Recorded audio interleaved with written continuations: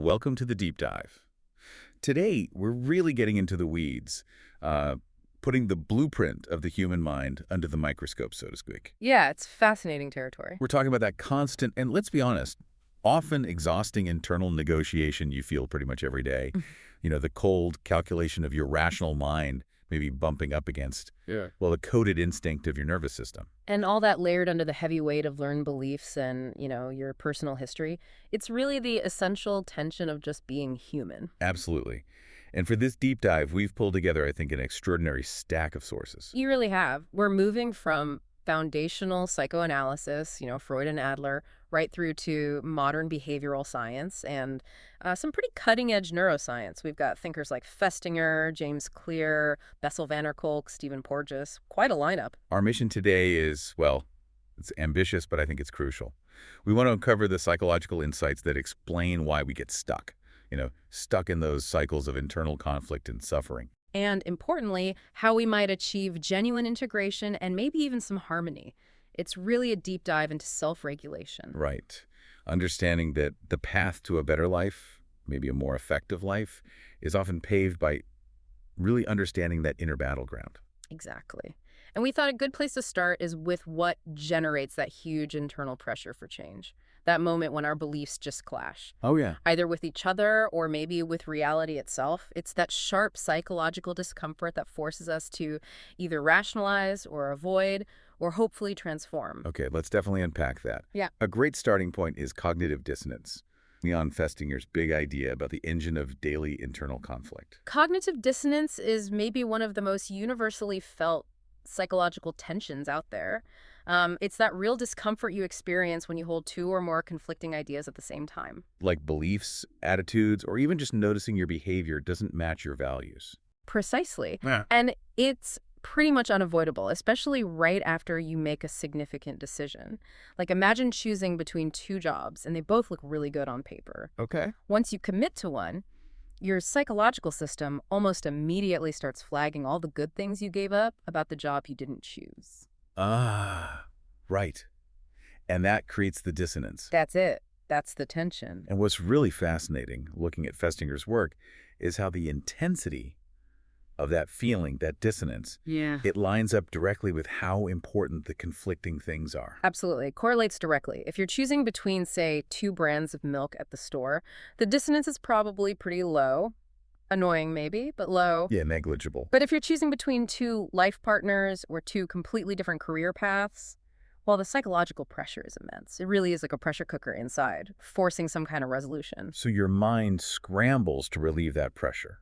How does it do that? Well, the mind is incredibly adept at reducing this tension. One main strategy is basically talking up the positives of the choice you made. Okay. And at the same time, downplaying the negatives of the one you rejected. So you don't actually change the decision you made. Right. Just change how you feel about it, how you perceive its different parts. The classic studies show this so clearly, like the car example. Oh, the car example is perfect. Yeah? They found that after people bought a car, they suddenly became avid readers of advertisements and articles praising their specific model. And they actively avoided reading about the cars they considered but didn't buy. Exactly. And that's not just casual interest, right? That's the mind actively working overtime, seeking what Festinger called consonance to reduce that post-decision discomfort. It wants reinforcement. So boosting the chosen one, downplaying the rejected one. What else? Another really critical reduction strategy is finding what he called cognitive overlap. Okay, what's that? It's basically finding common ground between the option you chose and the ones you rejected. Maybe you realize both cars are equally safe, for instance. Ah, so they weren't that different after all. Precisely. Or maybe both career paths offer similar chances to learn new skills. By finding those commonalities, the choices stop feeling like stark opposing forces. It creates a more cohesive picture in your head, and that dampens the tension. This mechanism also seems to explain, maybe worryingly, our tendency towards self-segregation these days. Surrounding ourselves with people who think like us. It absolutely does. We're not just seeking comfort. We are actively, if unconsciously, avoiding information that could crank up that dissonance. So you stick to news sources that confirm your views or hang out with people who already agree with you. Right. Individuals actively steer clear of situations, information, even people that might challenge their existing beliefs or choices. They naturally prefer environments and social circles that support consonance, that keep things feeling consistent. The fear of dissonance, it seems, plays a big role in shaping the echo chambers we can find ourselves in. We just don't want to confront those contradictory truths about our choices, or maybe even about who we are. It ensures a smoother internal ride, but maybe at the cost of, broader perspective. Okay, so Festinger gives us the mechanics of that immediate conscious tension. But what about the deeper stuff? The more chronic sources of psychological suffering that feel like they're baked into our very structure. Yeah, for that we need to look a bit further back, maybe to the old guard, particularly Freud and his insights into the cost of living in a civilization. Right. Freud argued the source of neurosis, that deep unease, came from a fundamental internal struggle. He saw it as the interest of self-preservation, kind of the ego's drive to keep things stable, colliding head-on with the demands of the libido, those raw instinctual drives. And the ego might technically win that battle, keeping impulses in check. But only at the price of profound, often grave suffering for the person involved. But perhaps the most insidious form of suffering he identified came through the social contract itself. This sounds like the famous guilt trap, where society, civilization, basically requires us to put a lid on our natural, sometimes aggressive or antisocial drives. Yes, exactly. Initially, Freud thought, we renounce those drives, the wish to harm, the desire for unlimited satisfaction, mostly out of fear of some external authority, fear of punishment or maybe losing love or approval. Makes sense. But as we grow up, we internalize these prohibitions. They become part of us, transferring to what he called the superego. And here's the crucial twist. Okay. Once the superego is formed, just not acting on the forbidden impulse isn't enough anymore, because the desire itself is still there, bubbling under the surface. So the superego becomes this kind of internal judge or even tyrant, demanding constant punishment just for wanting the forbidden thing. Precisely. The superego, which is way more relentless and ever-present than any external police officer or parent could be, insists on punishment because those desires are still active, even if unconscious. Wow. So we basically trade the finite threat of external unhappiness, like getting caught or losing a friend, for this enduring inner unhappiness, that constant nagging tension generated by a pervasive consciousness of guilt. That chronic guilt. That's the psychic price we pay for living together in an organized society, according to Freud. That was his view, a heavy price for civilization. Now, Freud focuses heavily on that internalized guilt. Yeah. But Alfred Adler, another giant from that era, offered a slightly different but maybe equally destructive internal architecture with his concept of neurotic fictions. Right, Adler's fictions. Are these just like guiding principles or ideals, or something more damaging? For the neurotic individual, Adler saw them as far more debilitating. He observed that deep feelings of insecurity force the neurotic person to cling really intensely to these guiding fictions. And these fictions are basically ideals or principles that are just completely out of sync with reality. Exactly. Things like, I must be the absolute best at everything I do, or everyone I meet must love me unconditionally. Impossible standards. Whereas a more, let's say, psychologically healthy person might use ideals like striving for honesty or self-improvement, more like, figures of speech. Yeah. Useful benchmarks, but not absolute laws. That's the key difference. The neurotic person, according to Adler, treats these fictions as concrete facts. They cling to them with this arbitrary rigidity, assigning them absolute reality. And then they try to force the world and themselves to match these impossible ideals. Yes, attempting to fully realize them in the real world. And the inevitable result is maladaptation, because reality just doesn't bend to the fiction that I must never fail or I must always be liked. Which sets the person up for chronic frustration, disappointment. Which then reinforces the original feeling of insecurity, creating this vicious cycle of impossible striving and inevitable failure against an unreal standard. Okay, so we've laid out some of the core internal architecture of conflict, whether it's that immediate fire of Festinger's dissonance, right, or Freud's inherited burden of chronic guilt that demands punishment, or Adler's exhausting striving for an impossible fictional ideal. The common thread seems to be this unbearable psychological stress that forces some kind of coping mechanism, often a maladaptive one. Absolutely. And that stress, that tension, it doesn't just live in the rational mind, does it? It's not just thoughts and beliefs. No, definitely not. Yeah. Which means we have to pivot now, right, from these more cognitive and psychoanalytic conflicts to where that tension actually gets registered, maybe even encoded. Precisely. In the body itself. Which brings us squarely into section 2. The body's voice and its primal, often non-rational systems. And this takes us straight into the world of trauma research. Specifically, looking at that immediate, non-rational safety system described by researchers like Bessel van der Kolk and Stephen Porges. Let's start with the amygdala, often called our threat detection system. The amygdala is perfectly described as the brain's smoke detector. That's its core job, survival. It rapidly assesses incoming sensory input sights, sounds, smells, textures, basically asking, is this relevant for my immediate survival? And crucially, it does this incredibly fast, faster than our thinking brain, the frontal lobes. Much faster. And that speed is a critical survival advantage. By the time your conscious, rational mind even registers the input, oh, that looks like a snake, your body is already mobilizing a response. And that mobilization isn't subtle. It's a full-body, visceral engagement. It's instantaneous. The amygdala sends an urgent, almost primal message straight to the hypothalamus and the brainstem. Okay. And they orchestrate this whole body stress response through the autonomic nervous system.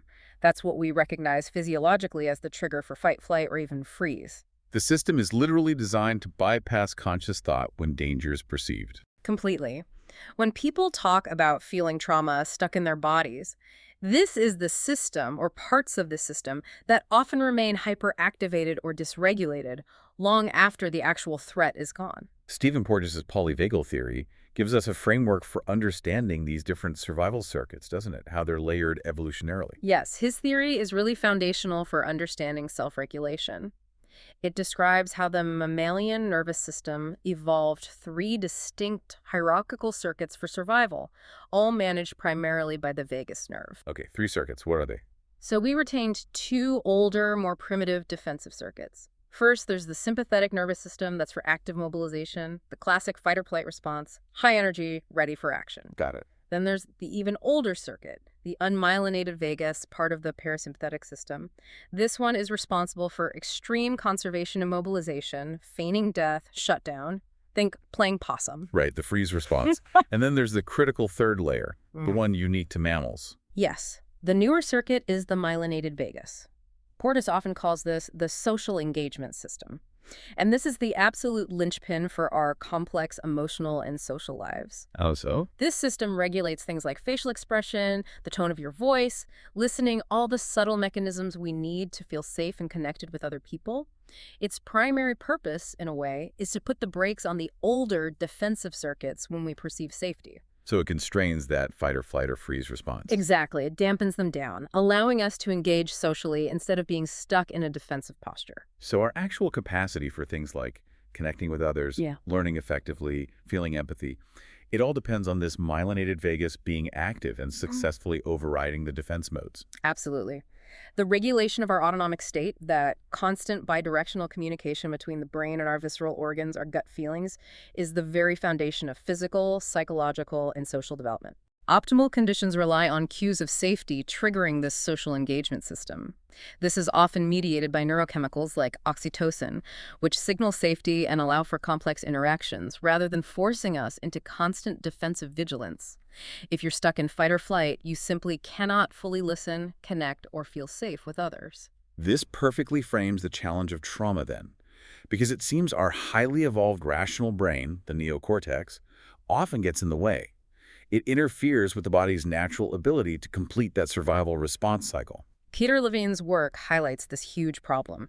In the wild, you see animals naturally discharge the massive survival energies mobilized during a threat. They shake, they tremble, they might run in circles once the danger has passed. They literally shake it off. They do. But humans, we intervene.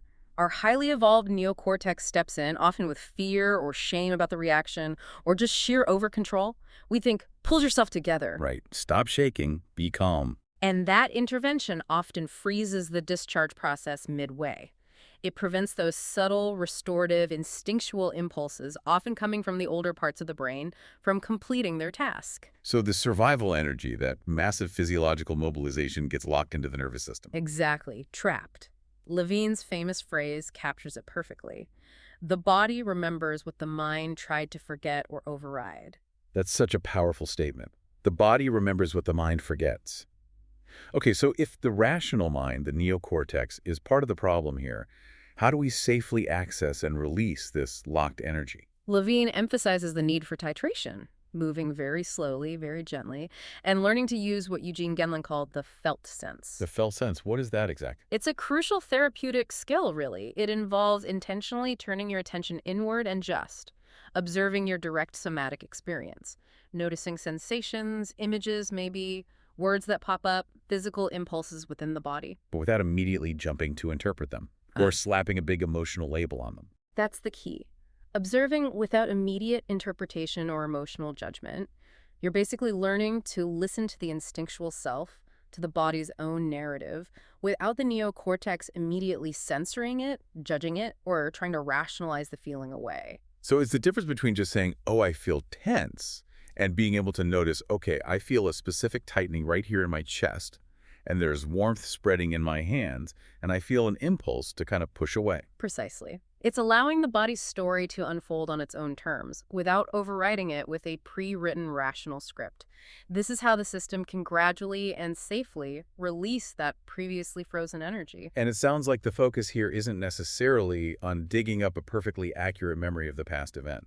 That's a really important point. What Levine and others found is that trauma transformation often has less to do with the objective, factual accuracy of the memory itself, and much, much more to do with resolving the unresolved physiological activation that's still locked in the nervous system today. But this process, you said slow and gentle, yet we sometimes hear about or see therapeutic techniques that seem much more intense, focused on big emotional releases. What did the sources say about that? There's a significant warning there, yeah. There's a real clinical and ethical risk with techniques that push for intense emotional discharge too quickly, especially without proper containment and grounding. What's the risk? The risk is activating extremely high arousal states, basically throwing the person back into a state similar to the original trauma without the capacity to manage it. And when the system is highly aroused, desperately searching for meaning or resolution, it can unintentionally grab onto or even synthesize very sensory inputs, images, fragments of memory, maybe even therapist suggestions that have a similar emotional tone. And it can weave these together into a powerful experiential collage. And because it feels so real, so intense physiologically, It gets perceived and encoded as a true memory, even if it doesn't correspond perfectly or even closely to objective historical events.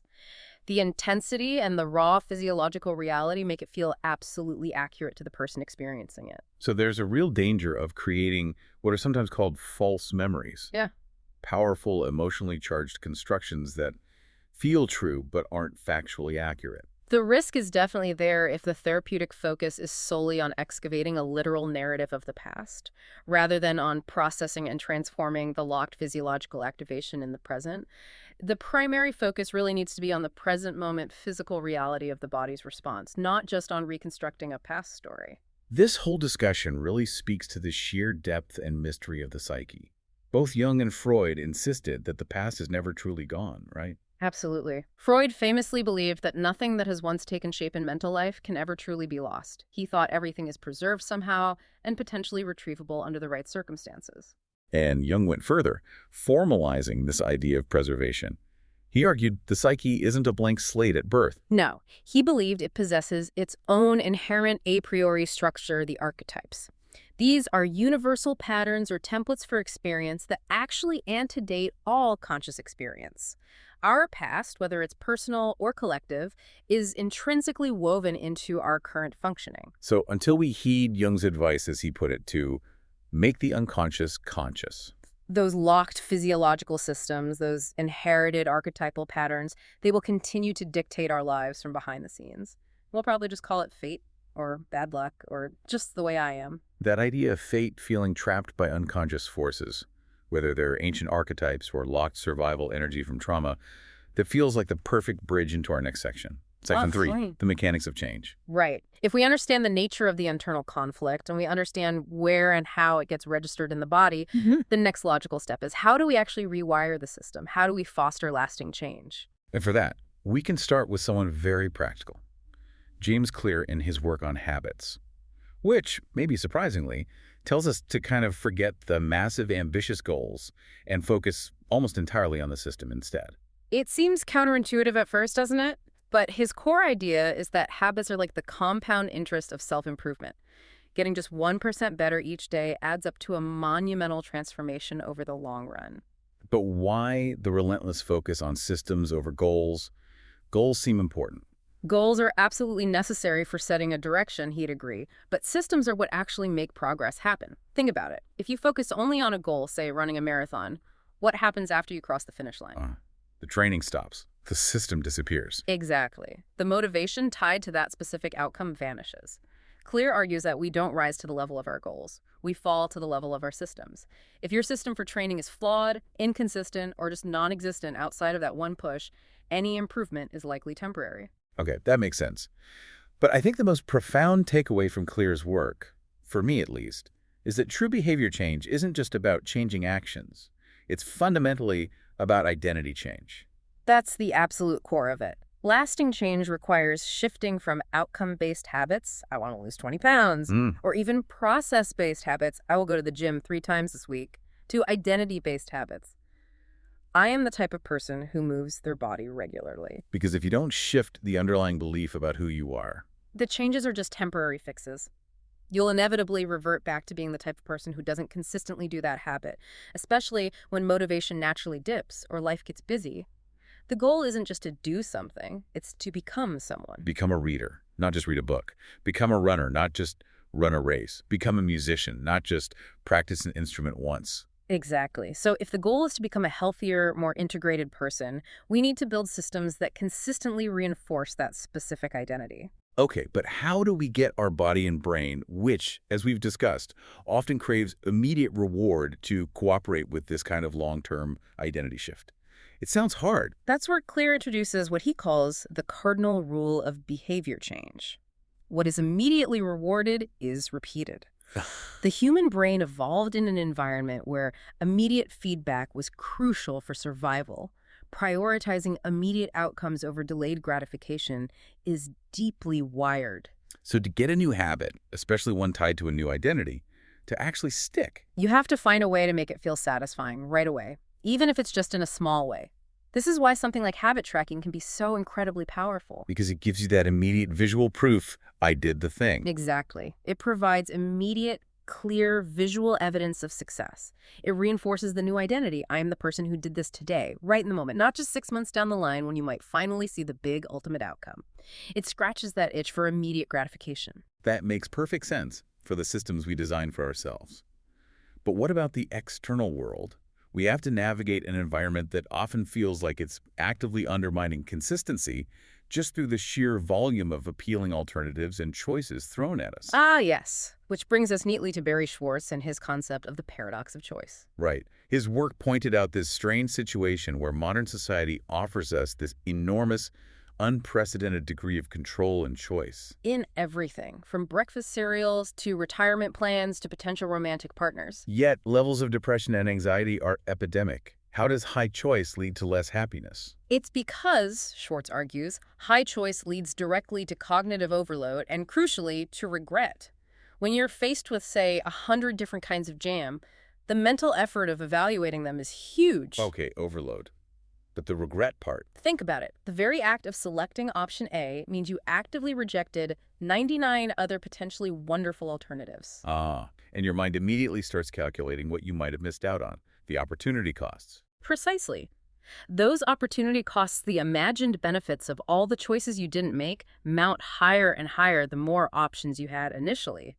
This fuels counterfactual thinking, the if-onlys, the what-ifs. And all that what-if thinking, that potential regret, actually makes you less satisfied with the choice you did make, even if it was objectively a really good choice. Exactly. It poisons the satisfaction. Schwartz made a useful distinction here between maximizers and satisficers. Maximizers try to make the absolute best possible choice. Yes, they exhaustively research every option, aiming for perfection.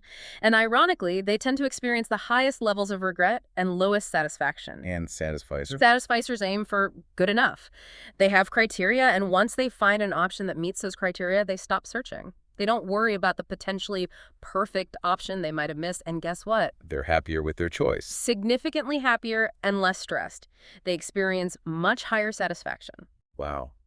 So our relentless quest for the ultimate best, maybe driven by those Adlerian fictions of perfection we talked about, or even trying to avoid future cognitive dissonance, it actively makes us unhappy because of the sheer volume of choices we constantly have to discard in modern life. It imposes a real cognitive tax, a burden of potential regret.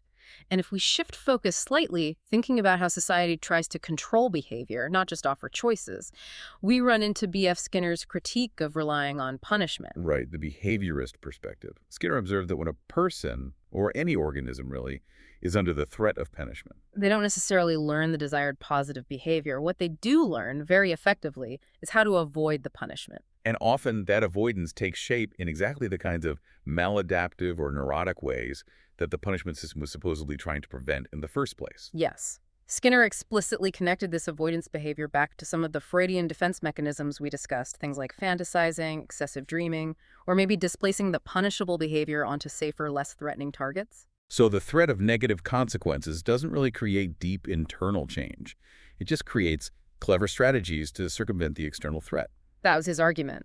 And the irony, as Skinner pointed out quite sharply, is that the philosophical and political literatures emphasizing freedom and dignity by focusing so much on individual responsibility under duress have often inadvertently acted to preserve punitive techniques in society. Instead of pointing towards better, non-punitive alternatives for actually shaping behavior through things like positive reinforcement and well-designed systems. Exactly. He felt we were missing the boat by focusing on punishment instead of reinforcement. This seems like a really critical synthesis point then, whether we're dealing with raising a child, managing employees, or even just trying to change our own habits. Lasting change seems best achieved when the environment, both internal and external, actively reinforces the new desired identity or behavior. Rather than just punishing or suppressing the old undesirable action. It's about building up the positive, not just fighting the negative. That transition from focusing on avoidance and punishment towards emphasizing positive reinforcement and system integration, it brings us perfectly, I think, into our final section. Section 4, integration and relational healing. Yeah, how do we take this whole map of internal conflict, bodily responses, and change mechanics and apply it where it often matters most in our deepest connections with ourselves and with others? A really powerful model for this is internal family systems, or IFS. It provides such a profound way of understanding our internal landscape as a system of different parts. IFS, developed by Richard Schwartz, is genuinely revolutionary in its perspective. It starts with the premise that even the parts of ourselves that seem most destructive or annoying or self-sabotaging, Maybe the parts of a partner that drive us crazy in conflict. right, even those parts have at their core protective, positive intentions. They aren't inherently bad. Often, Schwartz argues, they are essentially stuck or frozen in past experiences, particularly traumas, where their extreme roles were desperately needed for survival back then. So it completely reframes something like self-criticism. That harsh inner voice isn't just trying to hurt you. No, it's likely trying to protect you, maybe from making a mistake that could lead to public shame or failure or rejection. It's adopted an extreme protective strategy. And these parts, in IFS terms, carry burdens. Yes, they carry extreme beliefs and emotions like the belief I'm worthless or the feeling of intense shame, which IFS calls burdens. These burdens are seen as being carried by the part almost like baggage, but they are separate from the core essence of the person, the self. And the goal of IFS therapy isn't to get rid of these parts. Absolutely not. You can't get rid of them. They're part of you. The goal is to unburden them. When these parts feel truly witnessed, heard, understood, and trust that the internal system is now safe. Safe because it's being led by the core self. Exactly. When they trust the self is present and leading, they can voluntarily relax, step out of those extreme protective roles, and release the burdens they've been carrying for so long. Okay, so what defines that core self in IFS? What does it feel like? The self is characterized by what Schwartz calls the 8 C's, qualities like curiosity, calmness, connection, compassion, confidence, creativity, clarity, and courage. When we're in self, we naturally embody these qualities. And this self-energy is like the natural leader of the internal system. It is. It's the source of inner wisdom and healing. It fosters harmony and balance within the individual's internal family of parts. Schwartz talks about how powerful this is in couples conflict, for example. How does that work? The practice involves, when conflict erupts, both partners trying to pause. Instead of just reacting, they focus inside for a moment, trying to identify which of their parts is activated and doing the talking, maybe an angry part or a scared, defensive part. Okay. Then they try to listen compassionately to what that part is trying to protect them from. And once they have some understanding and compassion for their own part, they can return to the conversation and try to communicate from that more open-hearted, curious, self-led place. So moving from reactive parts hijacking the conversation to a more integrated, compassionate dialogue led by the self. That's the goal. It fosters connection and understanding rather than just escalating conflict.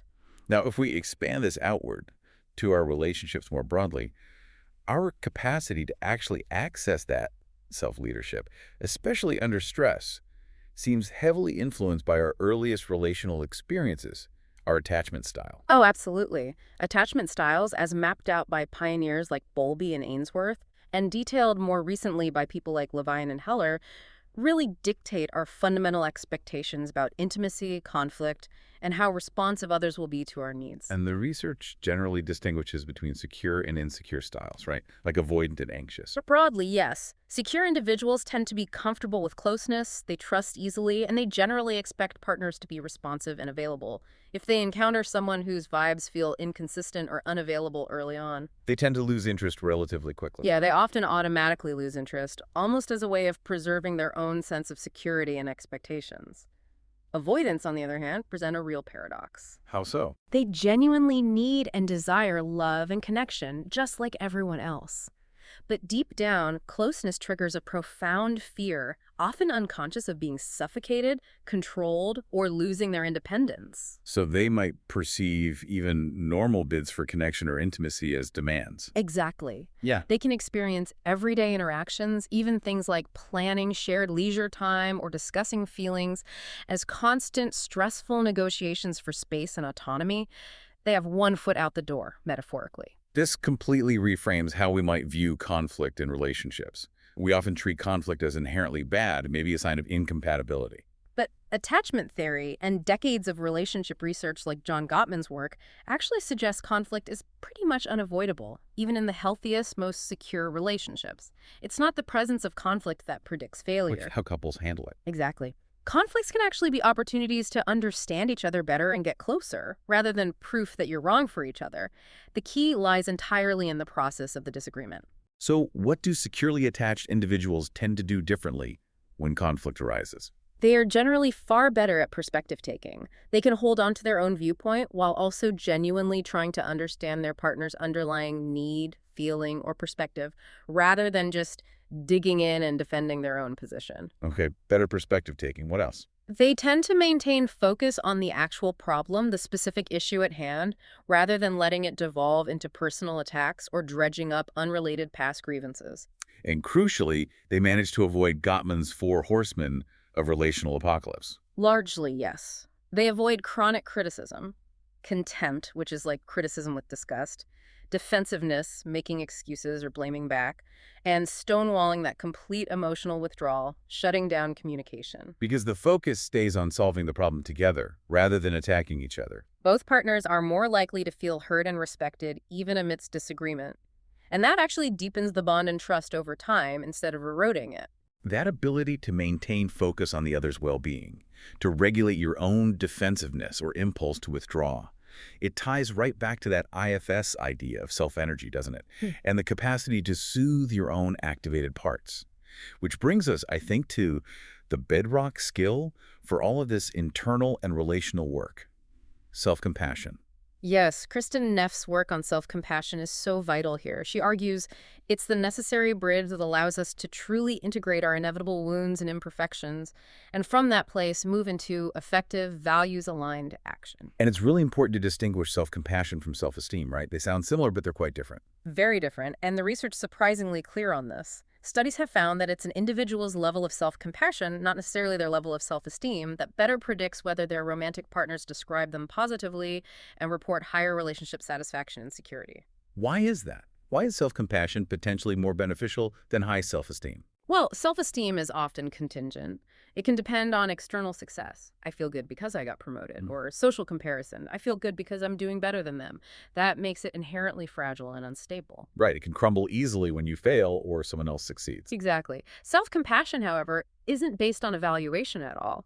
It's about recognizing our shared humanity, acknowledging that suffering, failure, and imperfection are just part of the human condition that everyone experiences. It's an internally generated, stable resource. Treating yourself with the same kindness you'd offer a friend who is struggling. That's the heart of it.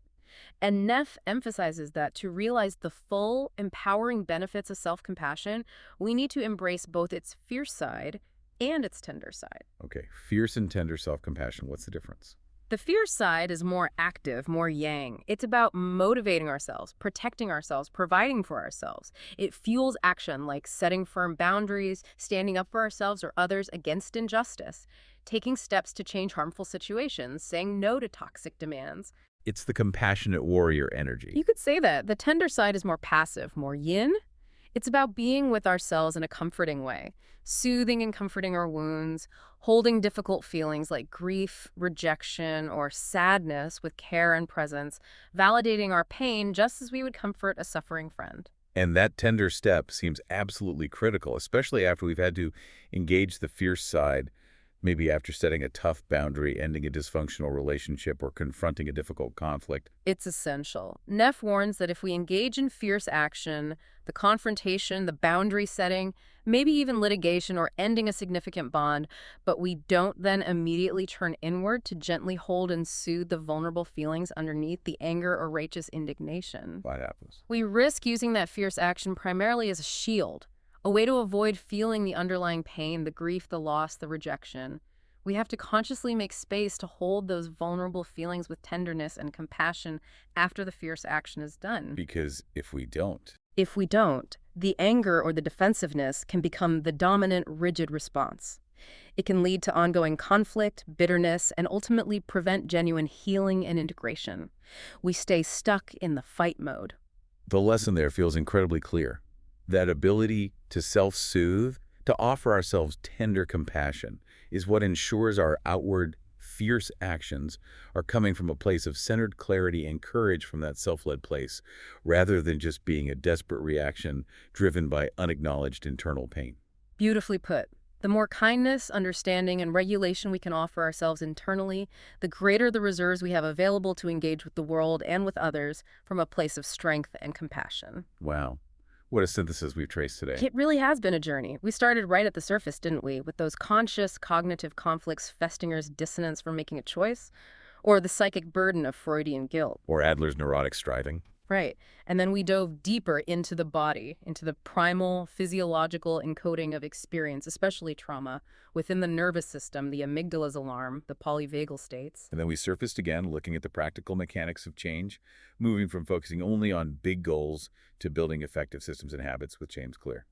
Considering the paradoxes of choice in modern life with Schwartz, and the limitations of punishment-based control highlighted by Spinner. And finally landing on these powerful models for integration and relational healing, like internal family systems and the application of attachment theory and self-compassion.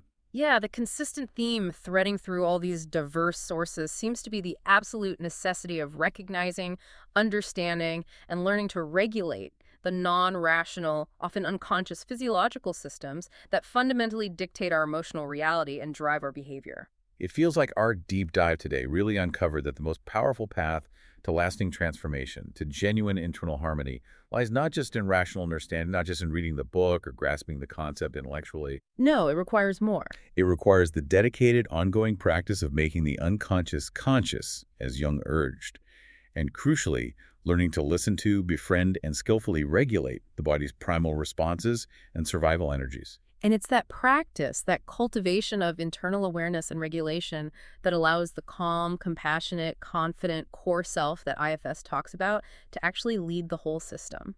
So whether you, listening right now, are struggling to form a new healthy habit, or maybe working to resolve some unresolved physiological activation from past difficulties, or perhaps trying to heal an old relational wound, the underlying process seems remarkably similar. It does. Pay attention to the body's signals with curiosity, not judgment. offer understanding and soothing to the protective parts that get activated, and consciously cultivate access to that core self, that place of calm, clarity, and compassion within you, allowing it to guide your choices and actions. The potential for an individual to truly change their internal architecture, to genuinely move from a state of chronic internal conflict towards greater compassion and integration that feels like a revolutionary personal act. It really is. And we've seen through models like IFS and attachment how cultivating that internal self-leadership naturally promotes greater connectedness, harmony, and effectiveness, not just within ourselves, but in our relationships too. Which raises a final, perhaps provocative thought for you to carry forward from our dive today. Okay. If achieving the self-leadership, this internal integration, reliably leads to greater connection and harmony on an individual and relational level, then what might happen if a critical mass of individuals within a larger social system, a community, an organization, maybe even a nation, were able to cultivate and operate from this state of self-energy? A critical mass of self. Could that kind of collective shift almost spontaneously begin to heal communities? Could it address deeply ingrained societal-scale conflicts or historical traumas in a fundamentally new way? It's a profound question. If the problems of the world are, at their root, essentially the aggregated problems of individuals, Then perhaps widespread personal integration, cultivating that self-leadership on a massive scale, isn't just a personal development goal. Maybe it's actually the prerequisite for lasting global stability and healing. we'll leave you to consider the immense power and maybe the immense hope embedded in that possibility. That's it for this deep dive. Thanks for joining us.